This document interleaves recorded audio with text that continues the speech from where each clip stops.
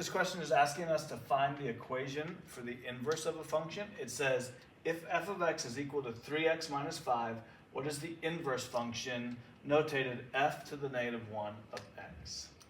The way in which you can find the inverse equation is often said that you switch x and y of the original function and then solve for y. That can look a little bit funky because if you look at what we're started with, there is no y. But remember, f of x and y can be the same thing. So I'm replacing f of x with y, and then it would look like this. Y is equal to 3x minus 5. Now that we have y in the equation, we can do what is said, switch x and y, and then solve for y. That would look like this. Instead of y, I'm going to replace it with x, and instead of x, I'm going to replace it with y. So we switched x and y. Now we just need to solve or isolate y.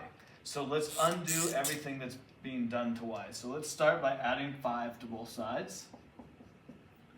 That would leave us with x plus 5 is equal to 3y. And again, we're trying to get y by itself. So what's being done to y? It's being multiplied by 3. So divide both sides by 3.